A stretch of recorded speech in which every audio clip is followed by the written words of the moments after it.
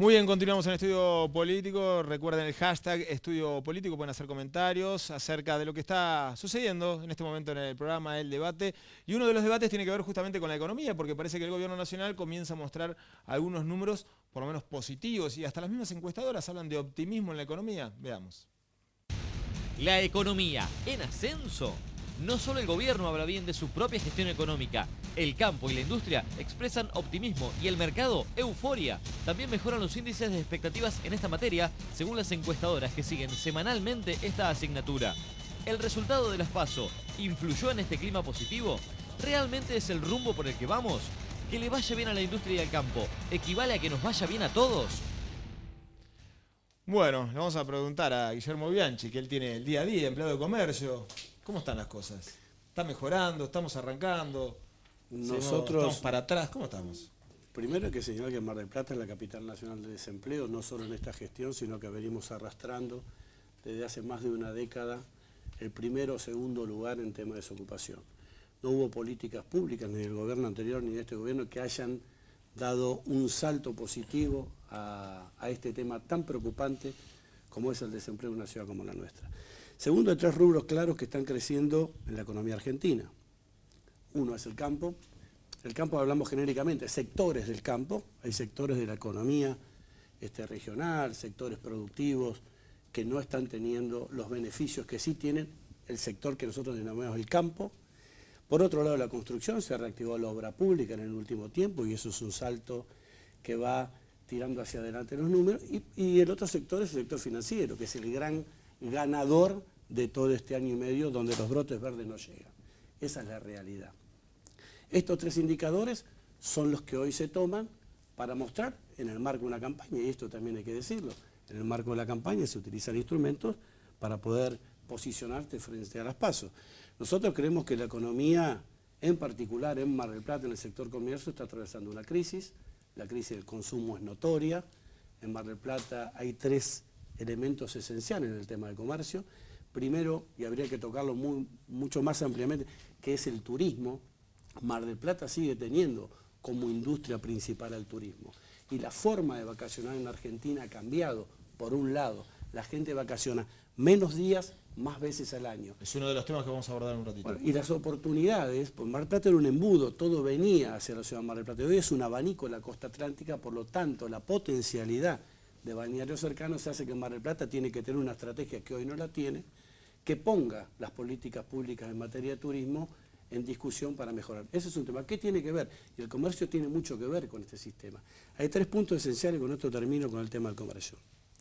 La caída de las ventas notorias en la ciudad de Mar del Plata, el achicamiento de la cantidad de días de vacaciones y los altos costos que tiene la pyme del comercio en Mar del Plata, que no es el costo del trabajo, es el costo de los alquileres. Se está pidiendo un 40% más cuando se va a renovar el alquiler en Mar del Plata. Un local que hace poco tiempo cerró de zapatos en la calle Güemes, cerró porque le pedían 150.000 pesos en una esquina para alquilar. Un local de pocos metros cuadrados en el centro de la ciudad ronda entre 30.000 pesos a 40.000 pesos, un local chico. Entonces estamos hablando que hay una imposibilidad manifiesta de poder llevar adelante un comercio. Entonces, estos son los factores que a nosotros nos hacen ver que en Mar del Plata el tema del comercio, del pequeño comercio sobre todo, está en crisis. Germán, es imposible abordar este tema sin retomar lo que en el bloque anterior era uno de los ejes y que tiene que ver con el movimiento obrero como tal. Una de las cosas que me parece importante decir es que el movimiento obrero es el que da movimiento al país. Y que si hacemos una síntesis de lo que pasó en esta conversación hasta acá, quienes representan al gobierno y quienes representan al sector empresarial están casi con un mismo discurso. Eso me parece que tiene que ser leído por nosotros para llegar a algunas conclusiones. Me quedé con ganas de decir, después de que hablara Vicente, que ayer no hubo paro en la Argentina y la movilización fue masiva.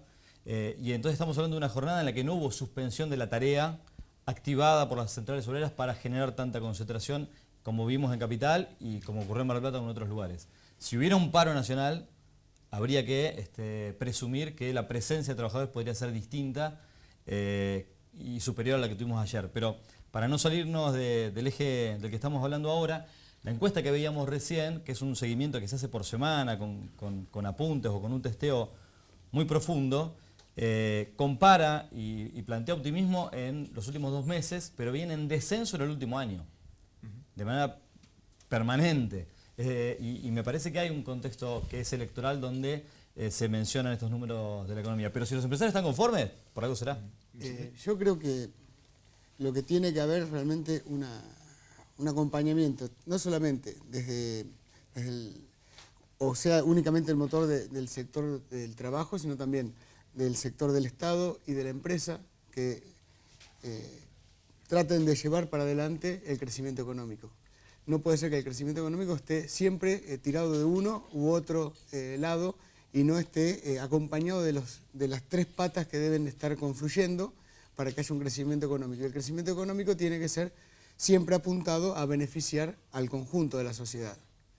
Y desde el Estado se trabaja para ese fin. A mi modo de ver, humildemente creo que haber abierto las posibilidades de diálogo, de disenso, de consenso dentro del gobierno es un avance importante para poder llegar a este resultado, de que el crecimiento económico sea dialogando y buscando una solución. Y creo que lo que hablábamos en el bloque anterior de la reforma laboral, no se conoce ninguna reforma laboral. El día que se conozca la reforma laboral aspiramos a que sea consensuada, a que sea realmente buscada y que no sea en beneficio de un sector o de otro. Hay un problema con eso, que es que obviamente que no se debería votar sin conocerla.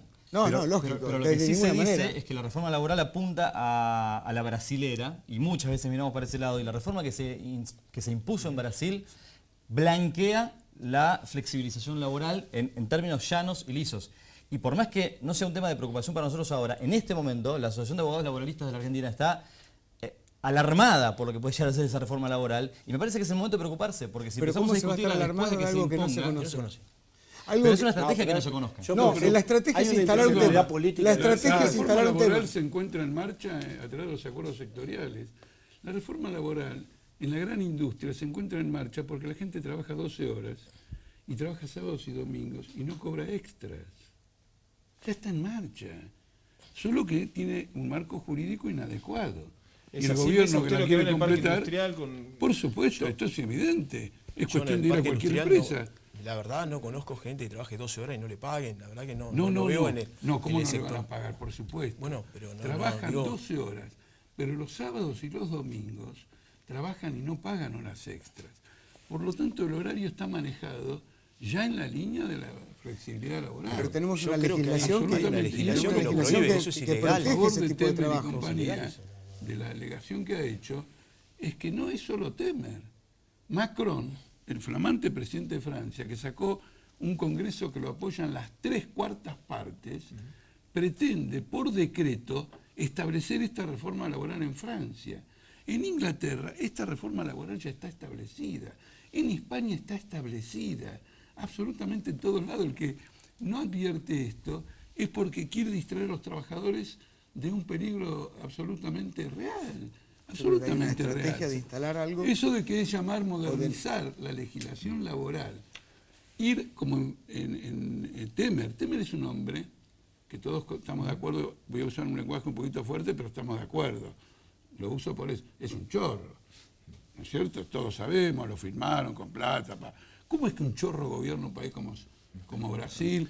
Permítame, 5 ¿Por qué dictó la reforma laboral? Escúchenlo, el ministro de Economía, preferimos un chorro que aplique la reforma laboral a un honesto que no la puede aplicar. Este es el punto de vista que Vicente quería agregar algo.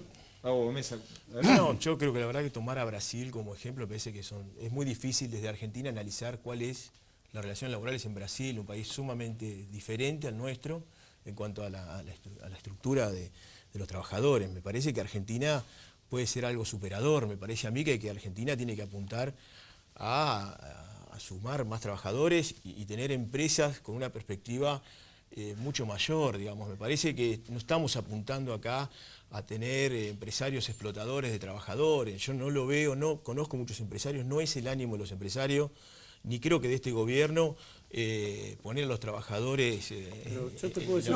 te digo más, la verdad que hoy se busca al contrario, que el trabajador esté capacitado, que el trabajador pueda rendir bien el trabajo. Hoy no pasa la rentabilidad de la empresa solamente por el costo laboral. Hoy en día las industrias tenemos que estar pensando en otro tipo de cosas.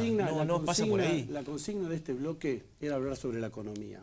La vuelta que se le pega es que se transforma, que la economía solo se va a desarrollar si hay flexibilización laboral. No, dice no, eso. Bueno, es lo que dice. Bueno, perdón, justamente es lo que usted está justamente eso es lo que yo yo quería estaba hablando acotar, del siguiente Guillermo. tema. Estoy diciendo No escucho eso. que el modelo económico, que es lo que estamos hablando, no está dando los resultados deseados. Y para que el modelo económico funcione, las propuestas del modelo económico, que era la llegada de inversiones, que no están llegando, porque ese es el agujero negro, se echa a mano a este discurso de la flexibilización laboral como motor de generación de empleo. Con esto termino, para poder redondear la idea, porque si no, digamos, solo se genera empleo si hay crecimiento. Es imposible generar empleo sin crecimiento. Pero hay una paradoja que el gobierno no lo dice, o que lo dicen los sectores económicos que están asesorando al gobierno, que es la siguiente paradoja en Argentina. Se plantea crecimiento sin empleo.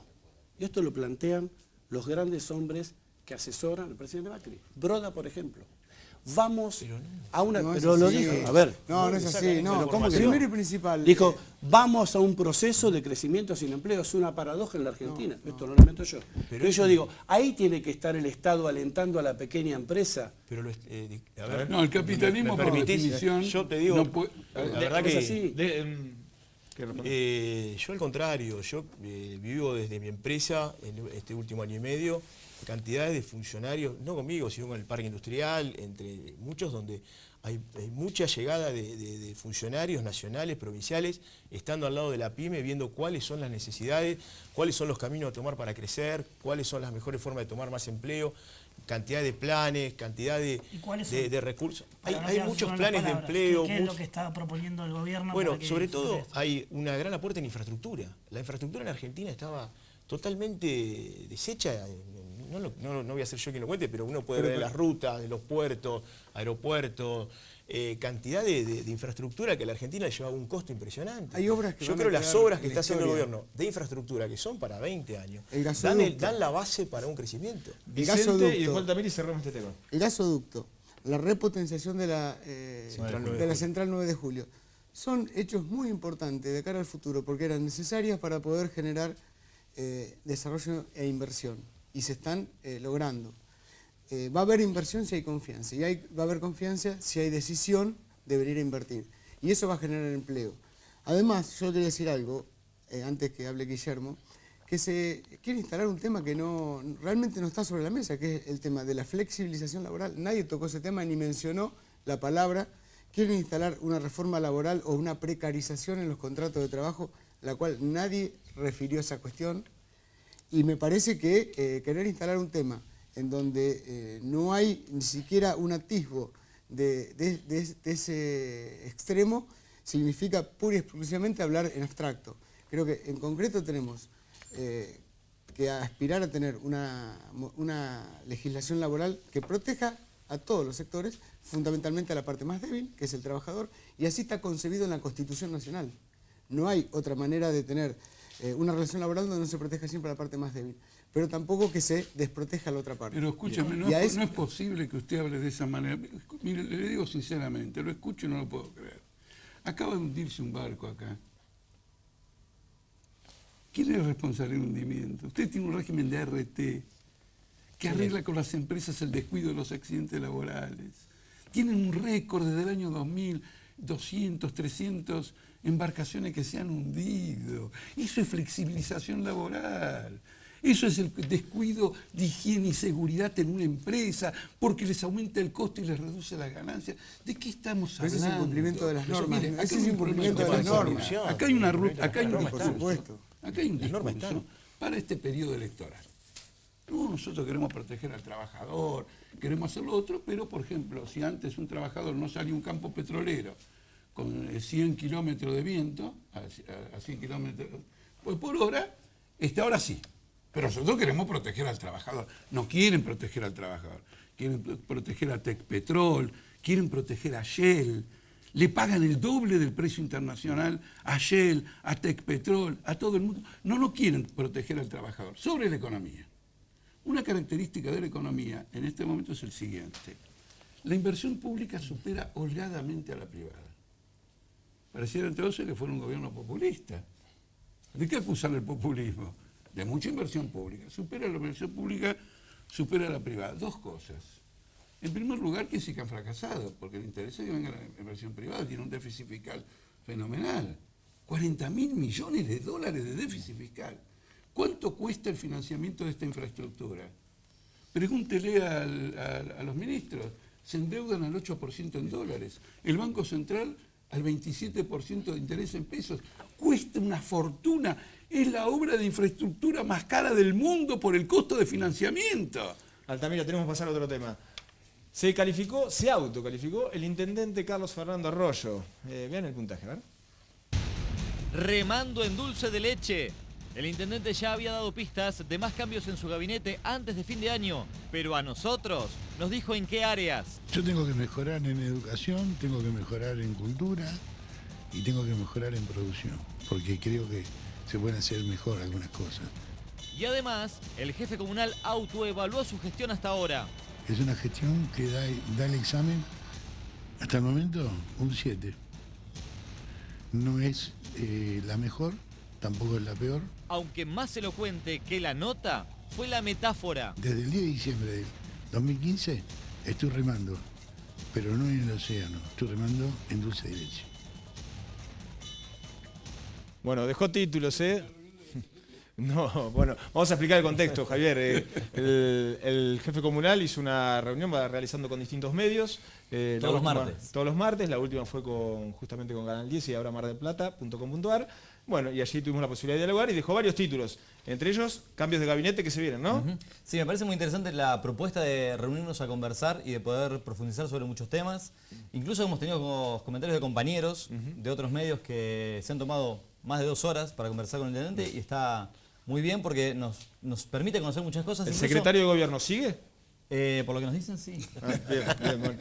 Más allá, digo, de las que salen al aire, de las que se transforman en noticias, permite un diálogo que es distinto y que es imposible, diría yo, en la calle o en el contexto de un acto público. Ahora, sobre lo que dijo el jefe comunal, habló de 3 áreas, creo que es la primera vez que menciona lugares en el gabinete que podrían cambiar antes de diciembre. Fue más allá, pero nos mantenemos en reserva por lo menos por ahora. Y además de calificarse, dijo esto que literalmente utilizamos para titular, que es que la comunidad y la ciudadanía tienen que comprender las dificultades con las que entró a la gestión, y la metáfora es esta, ¿no? Que desde hace 1 año y medio rema en algo pesado. Alvarenga, como periodista, le pone un 7 a Arroyo. Creo que es una nota Mariano, bastante elevada la nota que se ¿Te está parece poniendo elevada? Arroyo. Estamos hablando, por ejemplo, recién Vicente decía que se está invirtiendo en infraestructura, en obras. Todos los días hay quejas en la municipalidad de cómo están las calles en los barrios, de que la gente no tiene volver. Ya pasaron 2 años. Sí. ¿Y qué respuesta se le puede dar a un vecino? Además, un intendente que se califica que está aprobando una gestión. Hay que decirle a una persona que está embarrada en la casa. El intendente fue tiene un 7. clarísimo. No es la mejor, pero tampoco es la peor. Y se está haciendo gestión. Cuando se habla, refiere a la reparación, ampliación y puesta en valor de 5 centros de salud estratégicos de la ciudad. Ustedes saben que los centros de salud que atienden a la gente de menores recursos en los barrios estaban prácticamente arrumbados, eran con poca digamos, la estructura estaba destruida y no prestaba servicios adecuados a la gente en los barrios. Se están a punto de reinaugurar 5 centros de salud, en los cuales está el de Alto Camet, el de Batán, el de Las Heras y el Martillo, y también el centro de salud número 1, que era un vacunatorio, que estaba en un lugar céntrico de la ciudad, que es Colón y Salta, y ahora con la ampliación va a ser realmente un lugar para competir con los centros de salud privados. Es decir, el Estado va a competir con el privado para dar salud pública a la población. Eso es gestión. También el plan de obras que se están desarrollando en toda la ciudad con la reparación de las calles. Por supuesto que no se va a arreglar 9.500 cuadras de tierra que tiene este partido de un día para el otro, ni en 1 año ni en 10 años. Va a llevar muchísimo tiempo, Mariano. Pero sí se gestionaron 3 programas. El programa de Fondo de Infraestructura Municipal, que son 244 millones para reparación de calles, el de 80 millones de pesos que se acaba de firmar la semana pasada, y uno de Nación de 250 millones de pesos para también reparar calles y cordón cuneta de nuestra ciudad. Eso trae calidad de vida. También es gestión la la reparación y la puesta en valor de las escuelas. Nosotros hemos equipado escuelas que estaban sin el equipamiento necesario, escuelas públicas municipales, son más de 80 establecimientos educativos.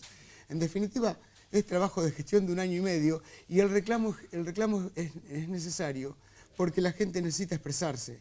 ¿Y sabes por qué? Porque antes se le vendían espejitos de colores y ahora se les dice la verdad. Sí, tenemos necesidades, pero estamos trabajando todos los días. Y eso es lo que el intendente quiso explicar en la nota que comenzó el bloque. Quedan 2 minutos de programa, el último clip, porque quiero preguntarles, por lo menos que me respondan. Tampoco. ¿Sí o no fin de semana largo? A ver. Feriados muy positivos. Entes públicos y privados dedicados al turismo y la actividad comercial coincidieron en el balance del último feriado en la ciudad. Con casi 100.000 visitantes, la presencia y el gasto crece y llega a superar los índices del receso invernal. Fueron números positivos, realmente fue un fin de semana que no solo nos acompañaron los turistas, los que nos visitaron, sino también todos los marplatenses. ¿Es suficiente? ¿Qué pasaría si además la ciudad ofreciera atractivos pensados para estas escapadas? ¿No sería aún mejor si volvieran los feriados puente?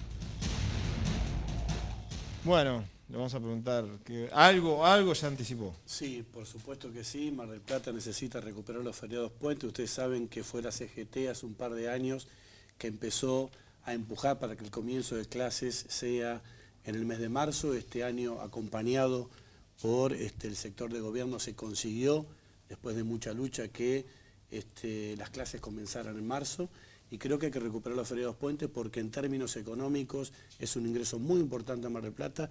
Y vuelvo a destacar, Mar del Plata todavía tiene como matriz productiva el turismo. Mal podemos descartar los fines de semana como una opción. Javier, para ir cerrando. Sí, me quedé con ese esquema que hacía Bianchi hace un rato acerca de que ya no es un embudo y si no se generan propuestas en el abanico, Mar del Plata pierde, permanentemente pierde en comparación con otras ciudades que ofrecen, tal vez con menos atractivo y con menos cuestiones naturales, la llegada de turistas se reparte. Bien, bueno, gracias a todos, gracias por venir esta noche. Gracias Altamira. Gracias. Buenas noches, nos reencontramos el próximo viernes aquí por la pantalla de Canal 10 en Estudio Político. Chau.